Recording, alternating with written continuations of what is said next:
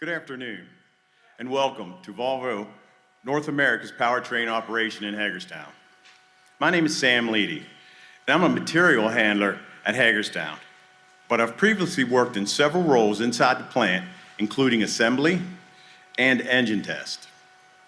I've been a Volvo Group employee for 24 years, and I'm proud to be part of building America's best powertrain to power its best trucks.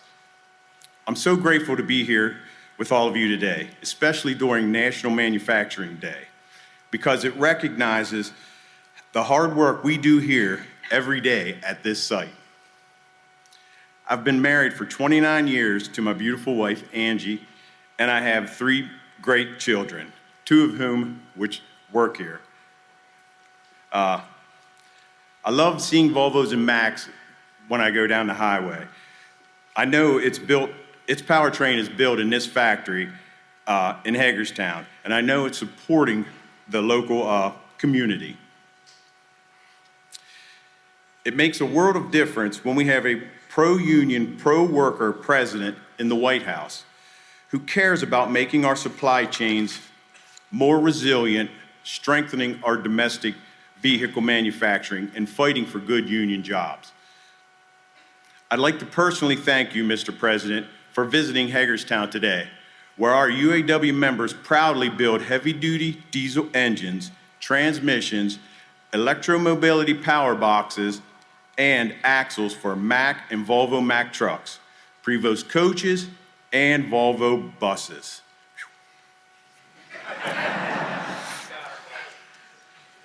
I have witnessed firsthand the changes in manufacturing during the past few decades, and I have been grateful for my union and Volvo Group, which has enabled me to provide a better life for my family. It also has enabled me to send my 3 sons to college. So thank you, Mr. President, for the work you're doing to make sure that we build more things in this country again. On behalf of the 1,300 UAW members at Local 171 and Local 1247, and all of the Volvo Group employees here in Hagerstown, let me say how pleased and proud we are to have you in the White House. Now let's get to why we're here.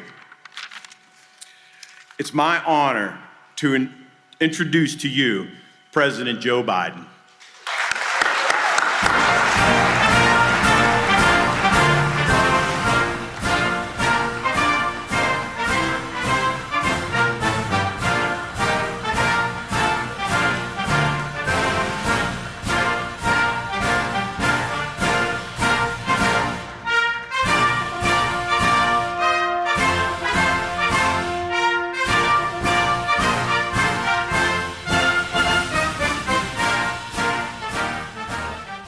Have a seat. Thank you very much.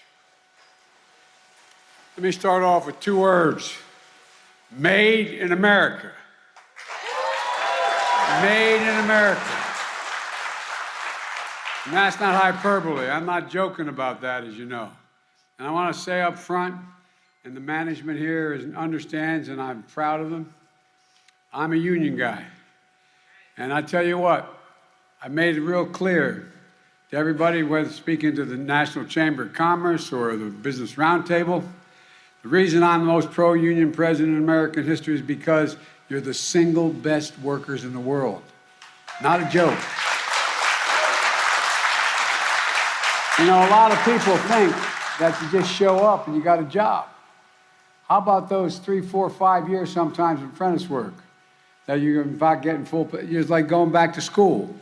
And so what I've seen happen now is everybody's figuring out that the supply chain and only on-time purchases is a big problem. Now we're figuring it out.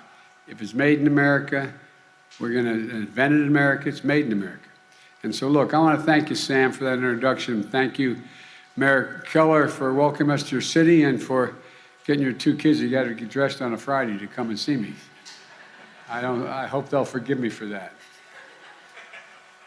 And it's great to be with Congressman David Trone, who's always working for the working people of this district on mental health and addiction and support of our veterans. and modernizing our infrastructure, like expanding I-81, which is going to be expanded because of him.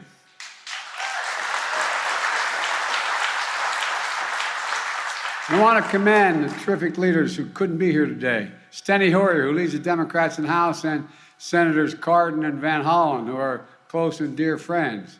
And look, I want to thank Donna Edwards of Maryland's State Federation of Labor, and all the proud members of the United Auto Workers here today. This is National Manufacturing Day, and this is starting to mean something again. National Manufacturing Day, when we celebrate workers. We're the backbone of the economy of this country, not a joke. Where is it written that it says America can't be the leading manufacturer in the world again? Where is that written? I'm here at this Volvo plant to thank the workers and management for building heavy-duty engines, transmissions, axles for trucks and buses, and parts of electric vehicles of the future. And like the United Steelworkers at the cement plant here in Hagerstown, we're manufacturing cleaner cement for our nation's roads and highways. People don't even realize how much cement, the way it's made, causes environmental problems. The older, dirty cement accounts for 7% of global emissions. Well, guess what? Clean cement makes a gigantic difference. And like all the workers I met yesterday at the IBM plant in Poughkeepsie, New York, where they're investing $20 billion in manufacturing advanced quantum computers here in the United States again, here in the United States. And the workers in Syracuse, where the company Micron is investing $100 billion to manufacture computer chips, the biggest investment of its kind in America, biggest investment ever in the world. And we all know it's been 4 or 5 years in this country, the last 4 or 5, a lot of things have been tough for people. A lot of things have been tough, and they're still tough for many. There's also a bright spot where America is reasserting its power, where Americans are reasserting themselves. Where is it written, as I said, that America can't lead the world in manufacturing again? We've already created over 628 or 38,000 manufacturing jobs just since I've been president, because we're making it happen right here in America. Companies are investing in America, and we're all making sure government delivers. The infrastructure law, the CHIPS and Science Act. I don't know about you, but as my dad used to say, people just are worrying about putting 3 squares on the table every day and not having to deal with all the politics that are going on and so who should know the names of these pieces of legislation. But we made historic government investment in America and spurring incredible private sector investment in America. If I could divert for just a second, we had a piece of legislation led by your congressman that in fact says that we're going to invest $368 billion in dealing with the environment. Well, a major article in a major publication yesterday from the industry. That's generating $1.7 billion in investment. Because guess what? We give a tax credit to somebody, and guess what? Companies want to build that product because it's going $1.7 billion, meaning literally hundreds of thousands of new jobs. Not a joke, not a joke. All across America, we're proving Made in America isn't just a slogan, it's a reality. We're proving that our best days are ahead of us, not behind us. Just look at today's jobs report. Our economy created 263,000 jobs last month. That's 10 million jobs since I've come into office. That's the fastest job growth at any point of any president in all American history. Historic progress. The unemployment rate remains at a historic low, 3.5% unemployment. That includes the lowest unemployment among Hispanic Americans ever in the history of this country. The second lowest employment among black teenagers ever. And this recovery has been the fastest increase of people re-entering the workforce of any modern economic recovery. But there's something else. Our job market continues to show resilience as we navigate through this economic transition we're in. For some time, I've been saying that what we need to do in this transition, we have to move from historically strong economic recovery to a more steady, stable recovery. We need to bring inflation down without giving up all the historic economic progress that working class and middle class people have made. And that's exactly what we're seeing. Over the past 4 months, we've created an average of 350,000 jobs a month.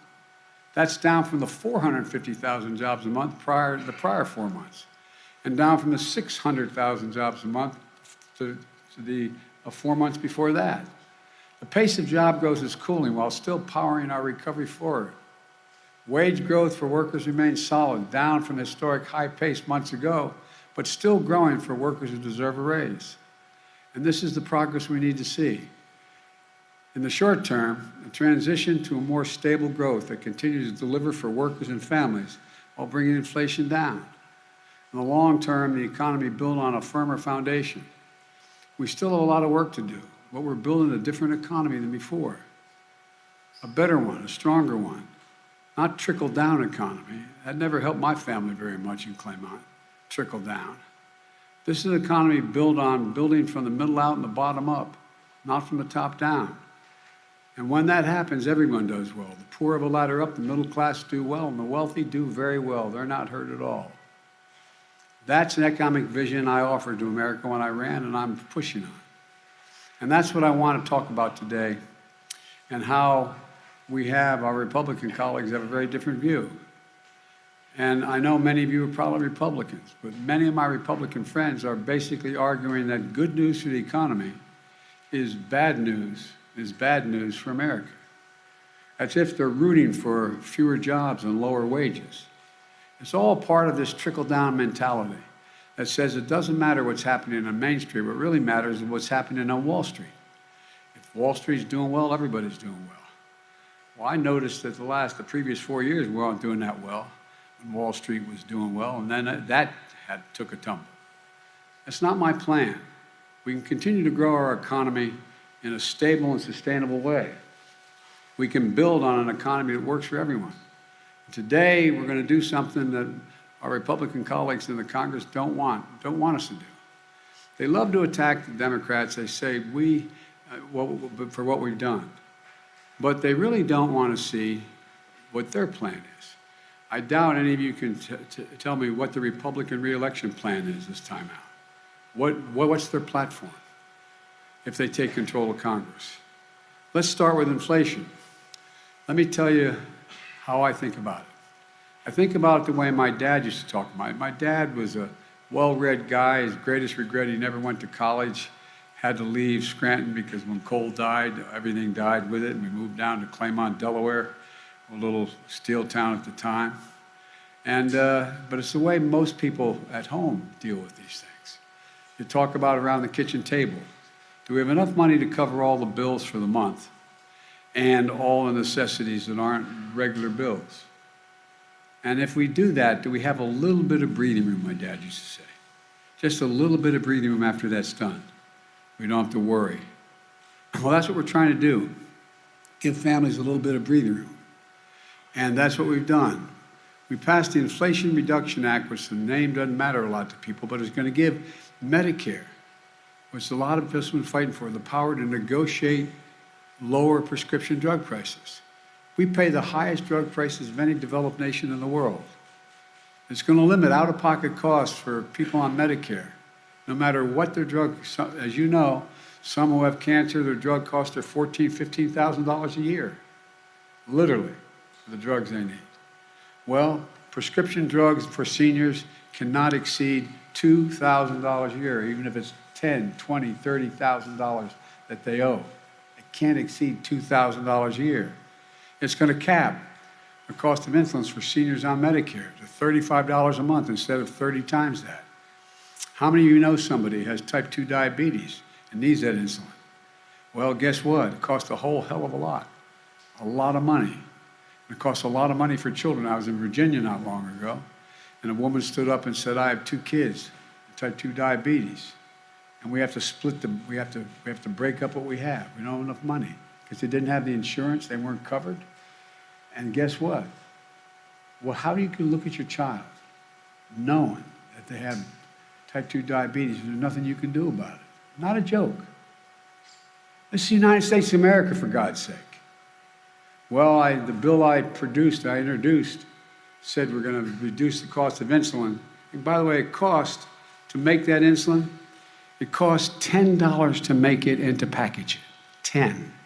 TEN, $10. And they're charging as high as $650, $700 a month for it. Well, the original bill I introduced said we're going to take care of everybody who was on insulin. My friends and the other team were able to get enough votes to knock out that for anybody but for the seniors. You know, we've locked in savings and health care premiums for 1 million of the people on the Affordable Care Act. You know, one of the things that people forget is without the Affordable Care Act, anybody who had a pre-existing condition could not get insurance. Let me say it again.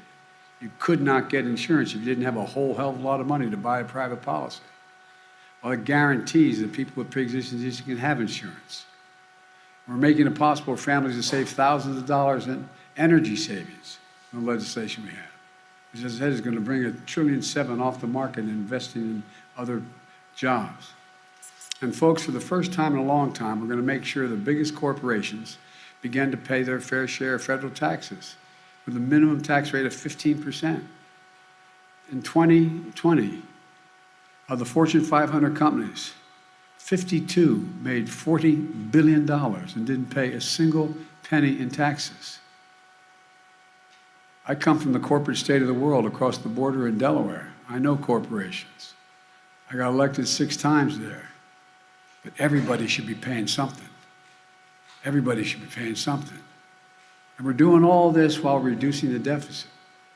My friends on the other team talk about how we're big spenders. Well, guess what? They passed a $2 trillion tax cut for the top 1%, basically, in corporate America, and didn't pay for a penny of it. My first year in office, we reduced the federal debt by $350 billion. 350. And this year, we're reducing it by more than $1 trillion while we're doing all the things we're doing. And allowing Medicare to negotiate drug prices is going to reduce it over the next 10 years, another $300 billion over the next decade.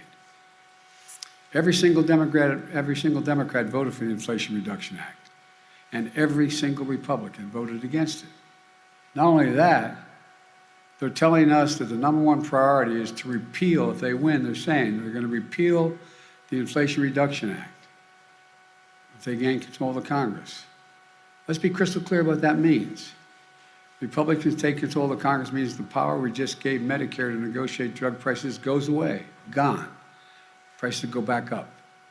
If Republicans take control of the Congress, the $2,000 cap on prescription drug costs we just passed goes away, gone. If they take back the control of the Congress, the $35 a month cap on insulin for folks on Medicare we just passed goes away, gone. The savings on health care premiums we just got for 1 million Americans for Affordable Care Act, gone.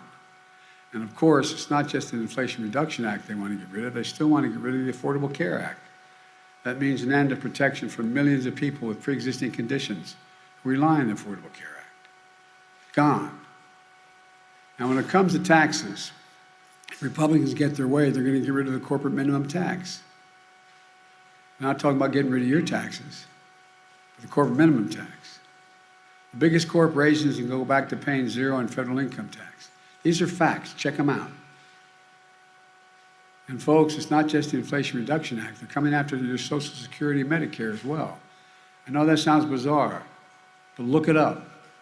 Senator in charge of electing Republicans in the U.S. Senate this year has proposed a plan to put Social Security and Medicare on the chopping block every 5 years. That means every 5 years, Congress is going to have to vote to either cut, reduce, completely eliminate, or vote for Medicare and Social Security again. What do you think is going to happen? What do you think? But that's not enough. You've been paying the Social Security and Medicare since you started working when you were 16 years old. And then there's a senator from Wisconsin, Ron Johnson. He thinks waiting 5 years is too long. And he says Social Security and Medicare should be in the chopping block every single year. If Congress doesn't vote to keep it, it goes away.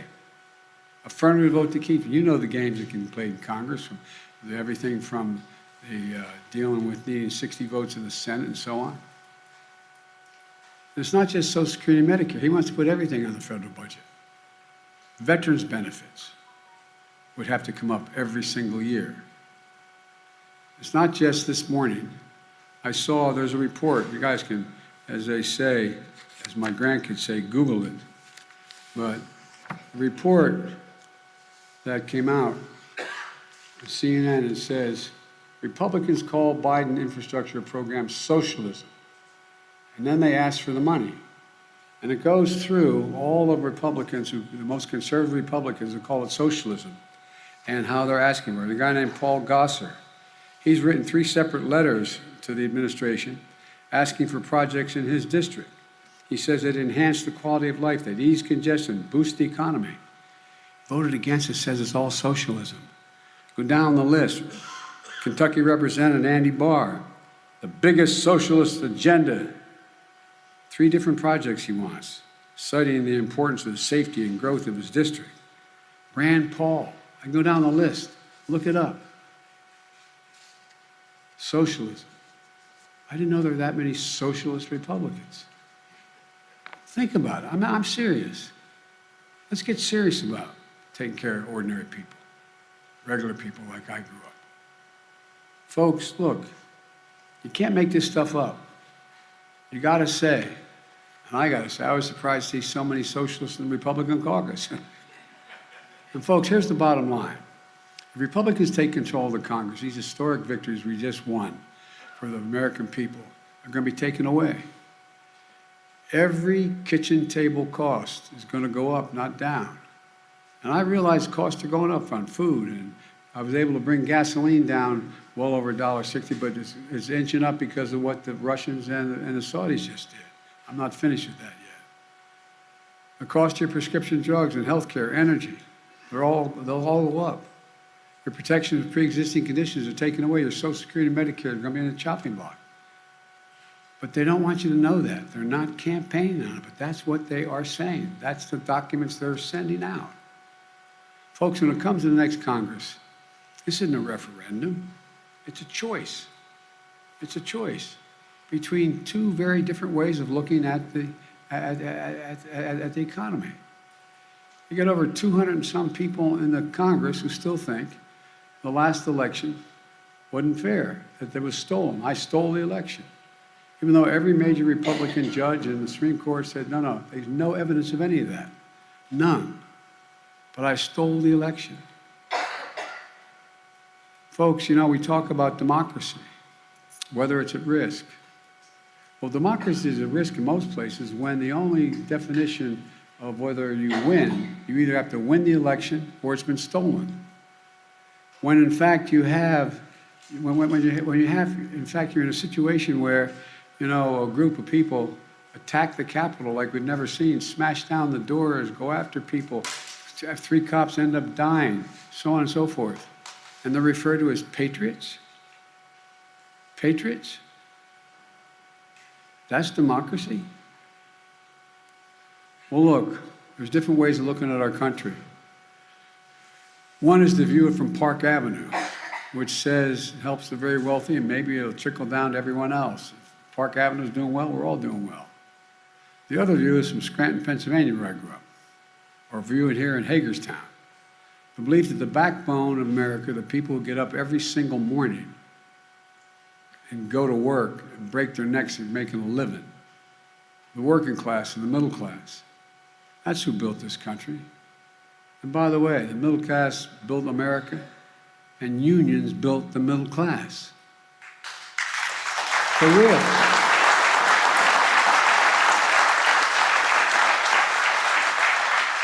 And folks, that's who our economy should work for. Let me close with this.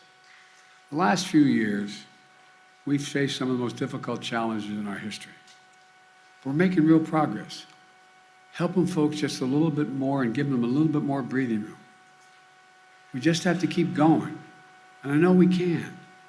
For everything we've been through, I've never been more optimistic about America's prospects in my entire career, my word. I've never been more optimistic. Just remember who in hell we are. We're the United States of America. There's nothing we've ever set our mind to we've not been able to do. Nothing. And folks, nothing's beyond the capacity if we work together.